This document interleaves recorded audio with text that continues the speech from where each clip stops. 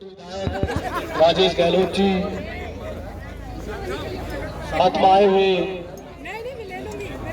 हरियाणा से नागर साहब और उनकी टीम, उसके साथ ही हमारे इस क्षेत्र के बहुत ही विद्वान और यशस्वी प्रत्याशी रामनिवास गहलोत जी, RWA के प्रधान नांदल साहब, डॉक्टर राजीव,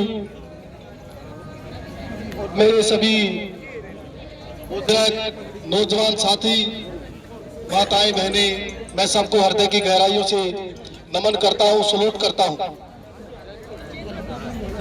आज इस मौके के ऊपर आप लोगों के बीच आने का अवसर प्राप्त हुआ। अगर कोई पावन जगह है तो वो ये वीर सोसाइटी हिंदुस्तान धरा है।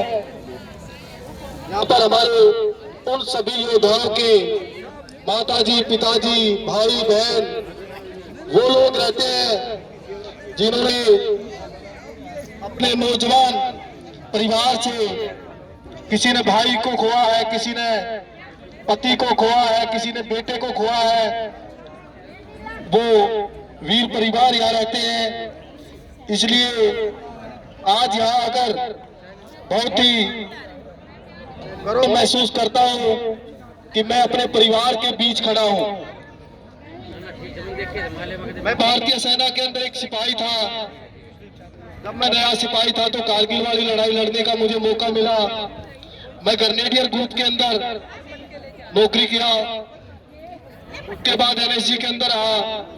NSG वाला ऑपरेशन हुआ 26/11 ताज होटल वाला, उसमें जो कमांडो हेलीकॉप्टरों से उतारे गए, उसमें मुझे भी मौका मिला और मैं पहला कमांडो उसमें ड्रॉप करने वाला था। कमांडो सुरेंद्र जी क्या जिंदाबाद जिंदाबाद। उस हमले में मुझे भी गोलियां लगी और मैंने भी वहां 2 आतंकवादियों को मारा, 627 आदमी को रेस्क्यू किया होटल से। जिंदाबाद जिंदाबाद। 2-3 महीने इलाज चलने के बाद नॉर्मल हालात में हुए। उसके बाद जो ना उस समय बड़ी कांग्रेस की भ्रष्ट सरकार थी, मुझे मेडिकल बोर्ड आउट किया गया। 14 साल नौकरी थी मेरी उस समय। वो काफी हाईलाइट हुआ जब कसाब को फांसी तोड़ा गया, तो मैं मीडिया में आया, मैंने कहा कि इस पे 54 करोड़ रुपए लगा दिए और मुझे मेडिकल बोर्ड आउट कर दिया। मुझे 13 महीने हो गए, पेंशन नहीं आ रही है, ना मेरा इसी कार्ड बना है, मेरा इलाज नहीं हो रहा है।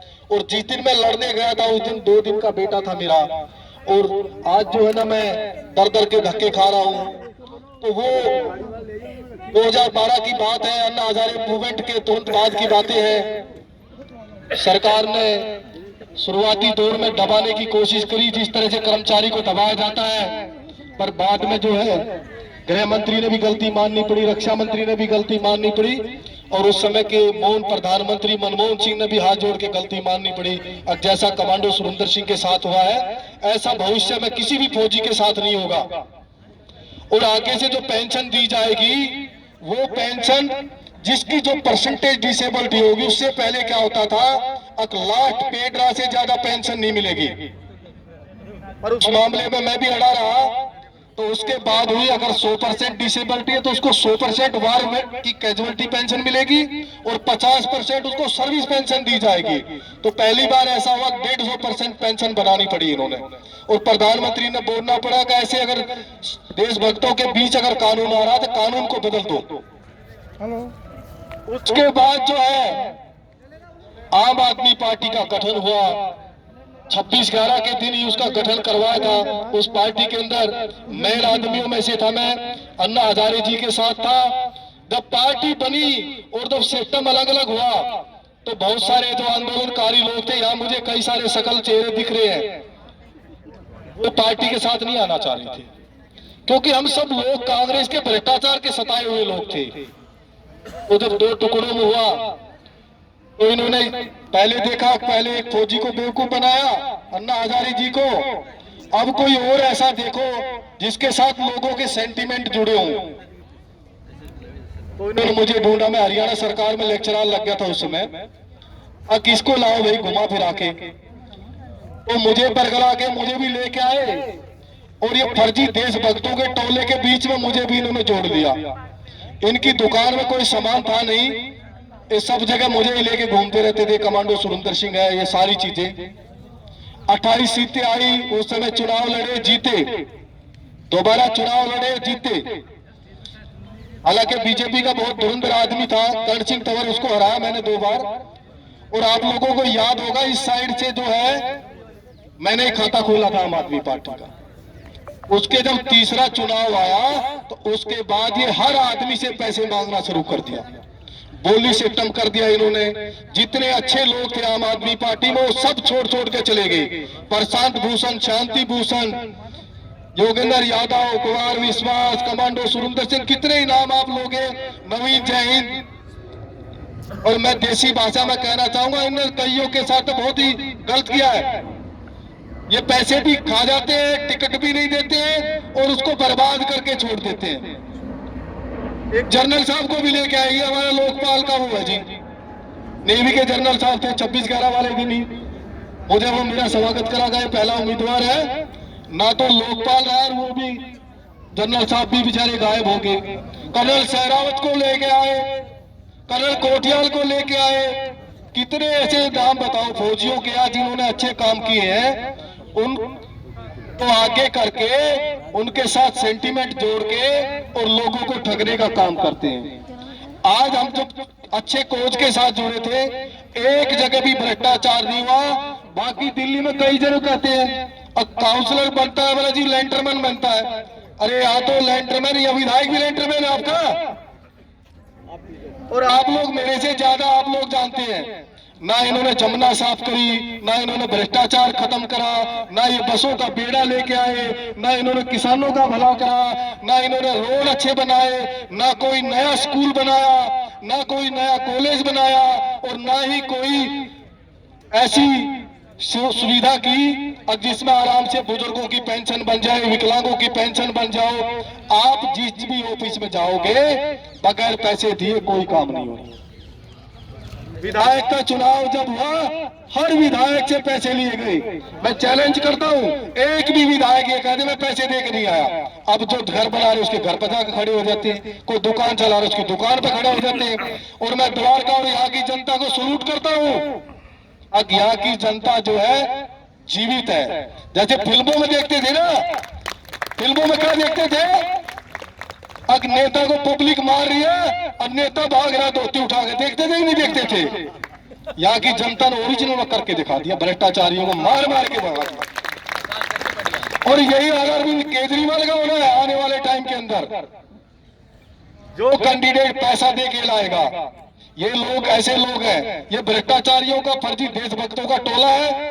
ये ऐसे ढूंढते हैं और किसके पास ठीक है 2 पैसे हैं, इसका कोई कहने सुनने वाला नहीं है, इसका कोई धनी धोनी नहीं है, इसको बरगला लो, इसको बहका दो, और उसको जो है ऐसे घुमाते हैं जैसे वो सामने के अंधे को हरा हरा दिखता ना। एक कहावत है हमारी हरियाणवी भाषा में, अगर सावन में अंधा हो जाए तो उसको हरा हरा दिखता रहे, उसको प्रधानमंत्री बना के छोड़ते हैं। एक भी आदमी ऐसा नहीं है जो इनके पास रुका हो। अभी अभी ये काउंसलर की टिकट में कोई ऐसा काउंसलर नहीं है जिससे पैसे नहीं लिए हो। 2 करोड़ 50 लाख नीचे का रेट है, ऊपर कोई दे जाता बहुत ज्यादा है। विधायक की में भी 2 लाख करोड़ से लेकर 20 करोड़ तक का रेट था। जब तुम्हारे भाई से कहा गया जैन मैन तो ठीक है बात, 25-25 लाख रुपए खर्च हो रहे, ठीक है, दुखी सुखियों का पेंशन का पैसा था जमा किया, और ये उल्टा नहीं देते किसी का। पर सुरेंद्र सिंह ने बताया फौजी आदमी हो, हलक में हाथ देकर काट लूंगा, आधा घंटा के अंदर पैसे देकर लंबे लौट गए पूरे परिवार के साथ। और इनको चैलेंज करता हूं, फर्जी देशभक्तों को, बहुत सारे लोग हैं, एक भी आदमी इनमें से ऐसा उनकी 3 पीढ़ी के अंदर किसी भी आदमी ने अगर देशभक्ति का काम कर रखा हो, देश की आजादी के अंदर, देश की लड़ाई के अंदर भी इनके दादा परदादा ने भी कुत्ते का पत्थर नहीं मार रखा देशभक्ति के नाम से। ये सर्टिफिकेट बांटते हैं, ये कट्टर शहीद बताते हैं, ये देशभक्त है, ये ईमानदार हो, काय के ईमानदार है?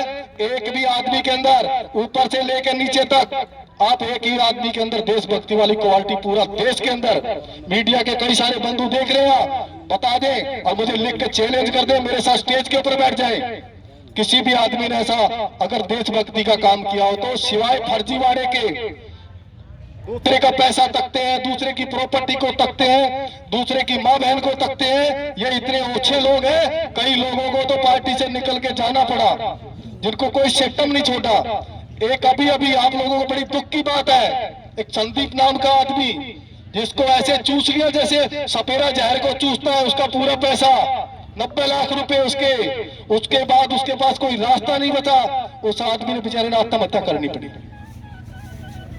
ऐसे लोगों को वोट दोगे, अगर इस टाइप के लोगों को वोट दोगे जो लोग पैसे से लेके आए हैं, जो अन्ना हजारे जी हमेशा बोलते थे अब पैसे से सत्ता, सत्ता से पैसा, अब वो खेल अब बंद हो चुका है। इसलिए हो चुका है क्योंकि सिर्फ इन्हीं के पास बच गया। ये कांग्रेस की बी टीम है। जब कांग्रेस की लुटिया डूब रही थी तब कांग्रेस ने छांट के इनको आगे कर दिया। उसके बाद जो है ये लोग हैं, अब जो कांग्रेस के जो महाभ्रष्टाचारी वो इनके स्टार प्रचारक बने घूम रहे हैं। कितने लोगों ने देखा है जिनको पानी पी पी के गालियां देते थे। मैं आप सबसे निवेदन करता हूं कि आप नरेंद्र मोदी जी, अमित शाह जी के विकास को, देशभक्ति को, अरे हम फौजी आदमी हैं, इस देश में कील भी नहीं बनती थी, अब तो हथियार बनने लग रहे हैं, अब तो टैंक बन रहे हैं, जहाज उड़ रहे हैं। स्वदेशी ये चीजें हमको सबको देखना पड़ेगा, सोचना पड़ेगा, हमको देश की तरफ, तरक्की की तरफ लेके जाना पड़ेगा। तो हम लोग अगर ऐसे आदमियों को वोट देंगे तो वो काम नहीं करेंगे, अपने पैसे ही पूरे करते रहेंगे। और अगर रामनिवास जी को आप वोट दोगे तो ये आपका काम करेंगे, ईमानदार है, नेक है, अच्छे आदमी है, सुलझे हुए हैं। और जो है सबसे बड़ी बात तो ये है, रात को भी इनको अगर कोई फोन करता है तो ये रात को भी खड़े मिलते हैं। भाई रामनिवास कहलाओ, भाई रामनिवास कहलाओ। हम कोई झांसाराम के झांसे में ना आके हमने देशभक्तों के टोलक, ईमानदार और भारतीय जनता पार्टी के चुनाव चुन कमल के फूल के ऊपर वोट देना है। और मेरे बड़े भाई राजेश गहलोत जी को फिर मैं एक बार हृदय की गहराइयों से धन्यवाद करता हूं। इन्होंने मुझे यहाँ आपके बीच लाने का मौका दिया, मैं इनका बार बार धन्यवाद करता हूं। आप सभी माताओं को, बहनों को और सभी मेरे परिवार के लोगों को ये कहना चाहता हूं कि भारी से भारी वोटों से जिताएं, विजय बनाएं। जय हिंद, जय भारत, भारत माता की जय।